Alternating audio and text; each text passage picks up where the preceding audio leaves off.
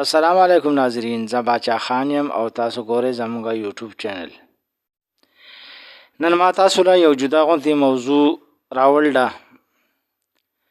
د هغې موضوع نوم دی د ذکر حقیقت. آیا موږ له دا پیژندل پکار دي چې دا ذکر څه شی دی؟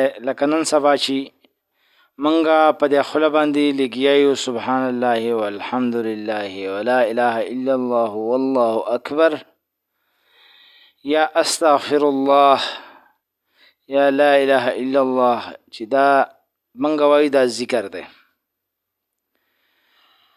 نو اوس موږ له دا پیژندل پکار دی چې آیا دا ذکر دی او که نه دی. موږ ته خو مخکینی کتابونه چې کوم د حدیثو د بخاري په شکل کې راغلی، د مسلم په شکل کې، دا شپږ کتابونه چې د حدیثو دي دا غټه صحاح سته چې ورته وایي، په دې کې لیکل دي چې دا ذکر د تسبیحاتو ته وایي. نو په دې دغه باندې موږ رڼا اچول پکار دي چې آیا دا ذکر هم دا دی او که نه ذکر بل څه شی دی. نو یو مفتی صاحب دی، هغه په دې باندې ډېره ښه بیان کړی دی او ډېر ښه دغه یې پې کړی دی. د هغه دا بیان ما واورېدو، زما ډېر خوښ شو. نو ما وی چې یاره یو شی د ځان دپاره خوښی نو هغه د بل مسلمان دپاره هم خوښول پکار دي. نو ځکه ما وویل چې یاره په دې خبره باندې موږ هم ځان پویه کړو او تاسو به پرې هم ځان پویه کوئ. نو راځئ چې د دې مفتي صاحب نه د دې ذکر حقیقت واورو چې دا مفتي صاحب څه وایي. نو راځئ چې دا بیان د مفتي صاحب واورو. نو دا ذکر څه شی دی؟ قرآن ذکر خودو انا نحن نزلنا الذکر و انا له لحافظون. اوس خلکو دا پراپیګنډه شروع کړې دا مفتی صاحب ذکر نه مانی. هلکه ذکر ته نه مانی، ذکر سبحان الله ته نه وایي، ذکر الحمدلله ته نه وایي، ذکر الله اکبر ته نه وایي، ذکر راشه زده که. زمونږه دا مولیان طبقه او پیران طبقه دی خو ذکر نه داسې یو شی جوړ کړی دی لکه یو فرسیبان چې تیمم نه مسله جوړه کړې وه. یو پارسیبان و، هغه چېرته بیمار و، مولا ورکره راغلی و، نو ورته ویې چې هلکه ته مونځ ولې نه کوې؟ نماز نه مې خواني. چرا؟ ورته یې چې دا مونځ ولې نه کوې؟ هغه ورته چې بیمار هستم، مریض هستم، اوبه استعمالولی نشم او ډېر تکلیف دی راته. مولا ورته وویل تیمم بکن.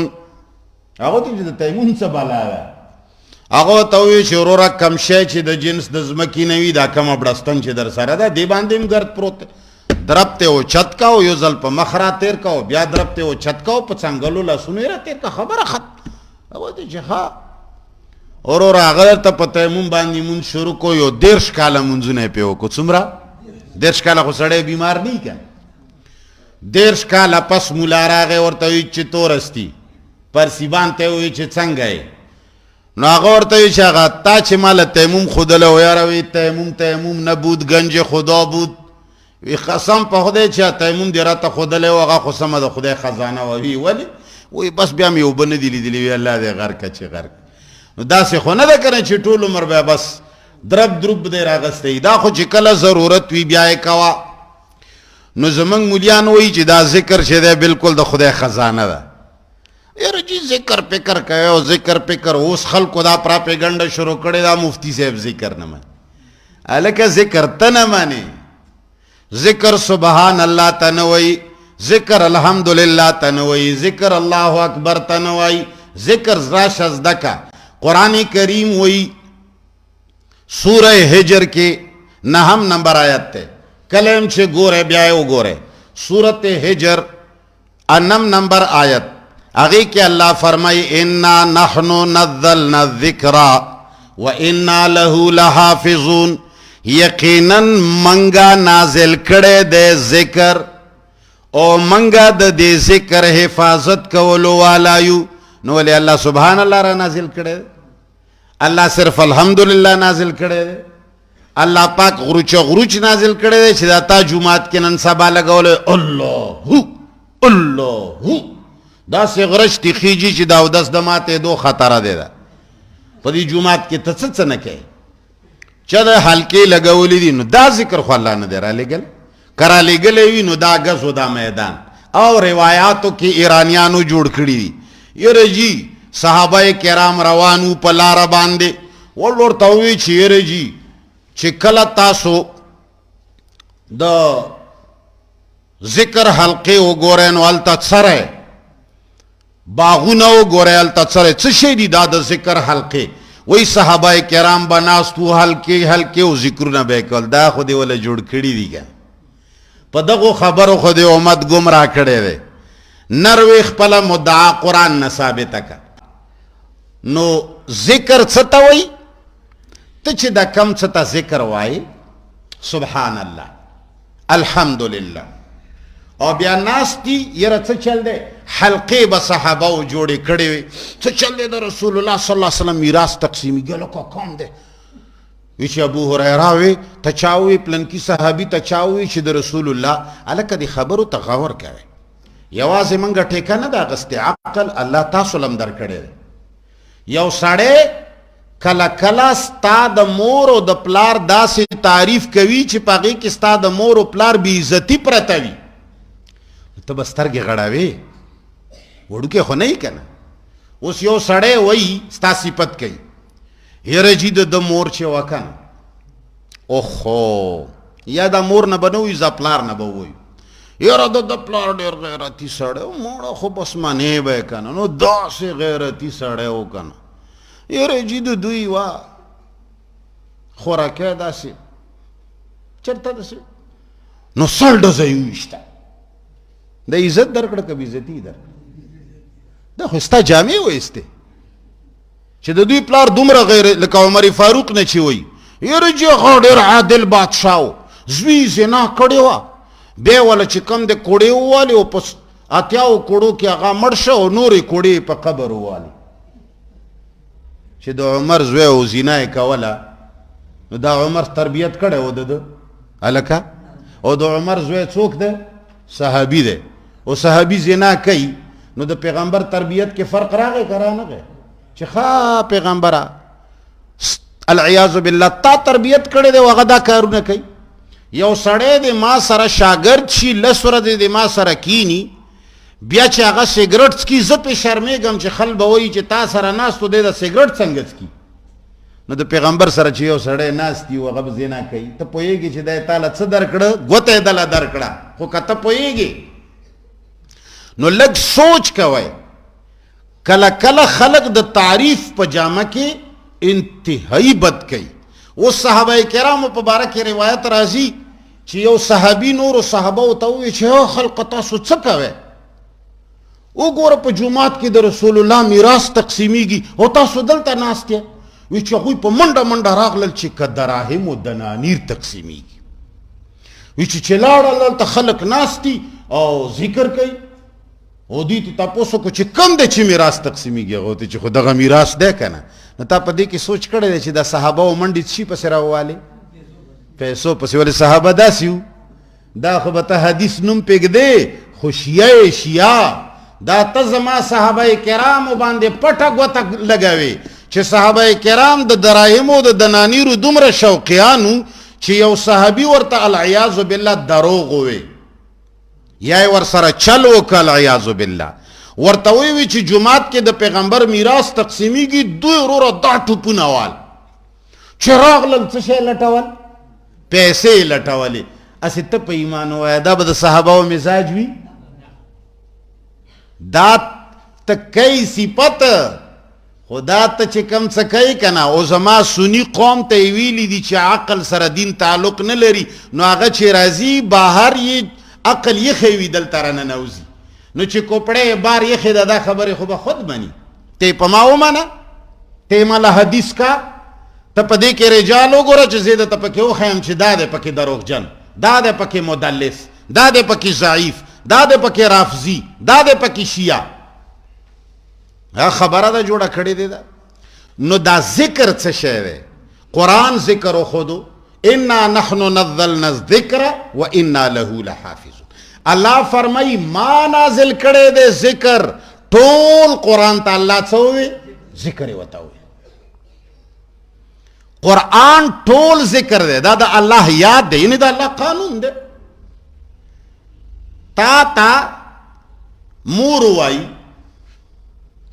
چې بچیه تا عربو ته لاړ شي نو زما د شګر ګلې یاد ساته، اما ته راولېږه یا ما یاده ساته ګورې چې د نهیر نشمه، دلته ډېره یخني ده یا ډېره ګراني ده، وړو غوړي اوچې او چینی نشته، بچیه ما یاده ساته. نو چې ته عربو ته لاړ شي ولته تا ته وایي چې لکه تاسو تا ته مور یاده ده، د دې دا معنی ده چې کني ته به تسپیره واخلې مور مور مور مور مور مور مور، دا معنی ده.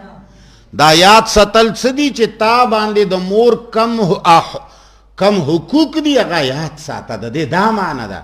د الله یاد ساتل هم دغه معنی ده چې تا باندې د الله کم احکام دي هر ټیم چې د ته معلومي. باتروم ته ننوځې یاد ساته چې د هغه څه حکم دی دې ټیم، راوځي یاد ساته څه حکم دی. جماعت ته ننوځې، بهر راوځې، مسلمان سره ملاویږي، کافر سره ملاویږي. ته کافر سره ملاویږي مخکې نه کمپیوټر کې راوله چې الله د کافر متعلق ما ته څه ویلي، د سره به ته څنګه ملاویږي. دله به راز نه ورکوي د مسلمانانو، نور اخلاق به ورسره ښه ساتې. د خیر او د ښېګړې مدد کول جایز دي، دا ورسره کوي که ګاونډي دي دی چې نهر در نه څه نه ملي، چې د اسلام نه متاثر شي، دې ته د الله یادول وي، د الله قانون به دې یادي. نو لہذا اللہ فرمائی انا نحن نزلنا الذکر و انا له لحافظون. منگا قرآن نازل کڑے دے، منگ دا دی حفاظت کولو والا یو. نو قرآن تا اللہ ہوئے ذکر، نو دلتا اللہ فرمائی وتطمئن قلوبهم بذکر اللہ، او تسلی کیگی زڑونا دو دوی پا ذکر دا اللہ سرا. سمانا قرآن سرا بلا خبرکم الا بذکر اللہ تطمئن القلوب. خبردار الا حرف تحزیز خلق تلک خبردارے ور گئی، الا خبر شے بذکر اللہ پا یاد دا اللہ سرا، پا ذکر دا اللہ سرا تطمئن القلوب تسلی ملاویگی زڑونو تا. خلقوی چی ذکر سبحان اللہ دے اللہ دے سروی تسلی ملاوی.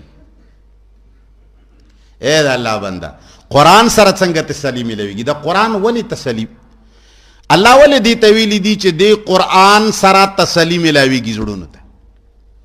تسلی انسان تا کلا ملاویگی چی دا انسان تمام ضروریات پوروی. دا یادو ساتا سوال نہ پیدا کیگی چی تا پر خیٹا نہر وی اتالا تسلی ملاوشی.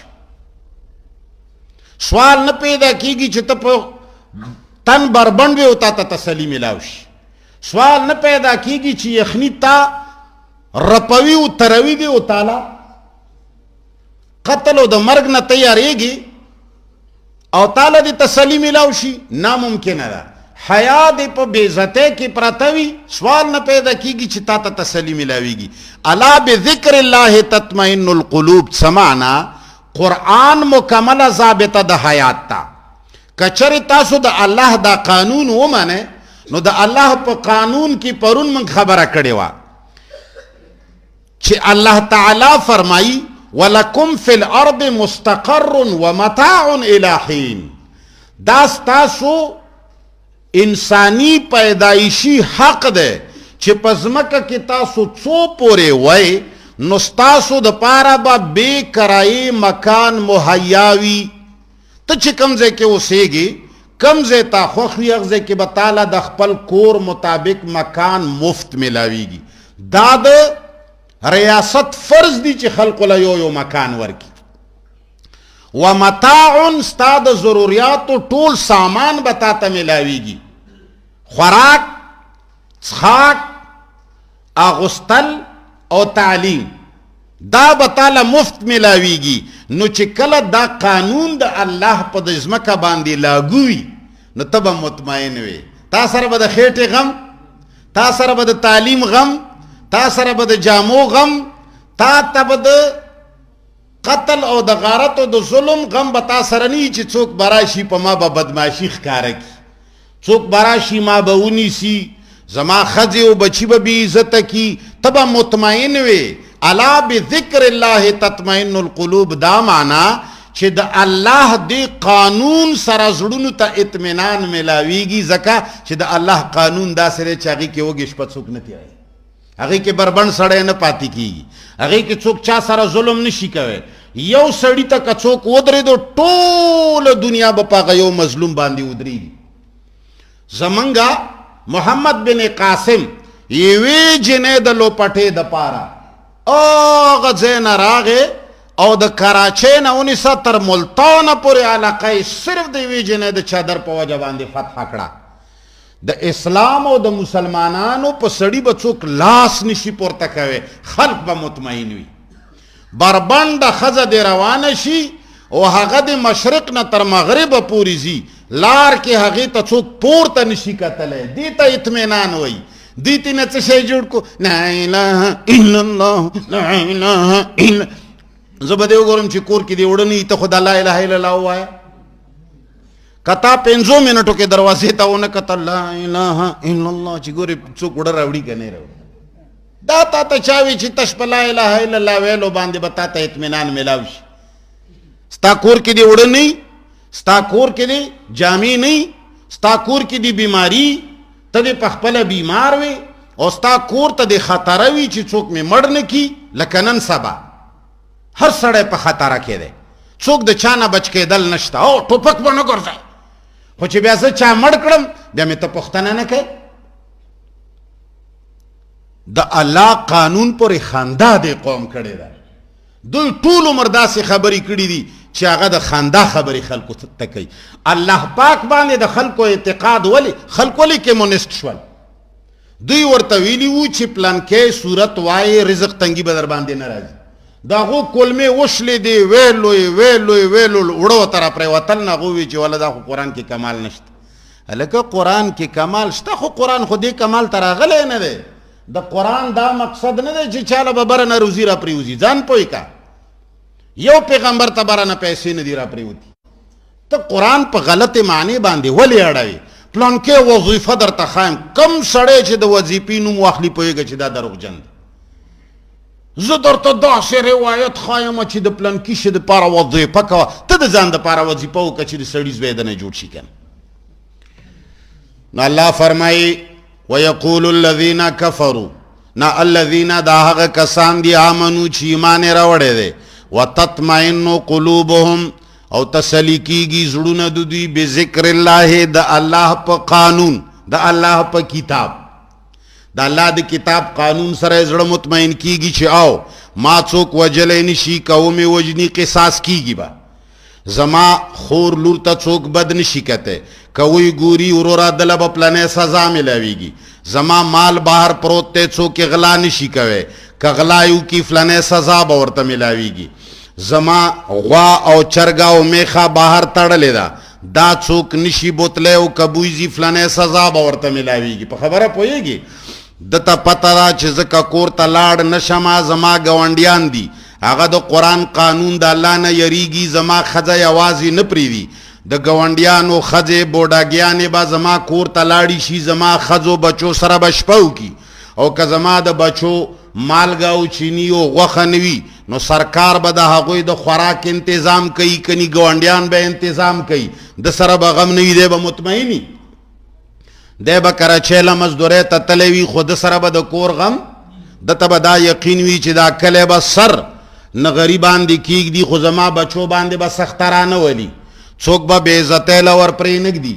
لکه خوشحال خان خټک چې کله هغه ونیو مغولو او دې ځای نه یې بوتلو جیل ته یې واچو، نو بیا یې ورپسې حکومت کسان راولېږل، ورته ویې چې ښځه او بچي راوله، یوسفزي ټول پې ودرېدل، ورته ویې چې خوشحال خان سره زمونږ بدي په خپل ځای باندې ده، خو چې ښځو بچو له دې ګوتې وروړې ښه خبره به نه. نو داسې به خلق مطمئني. الا بذکر الله تطمئن القلوب، اوس قانون ذکر کوي. الا خبر شه بذکر الله په قانون د الله په قرآن د الله باندې تطمئن القلوب تسلی اخلي زړونه. ولې دا قانون داسې دی چې زړه ته اطمینان پې ملاویږي چې بس اوس ما سره څوک ظلم نشي کوي. په خبره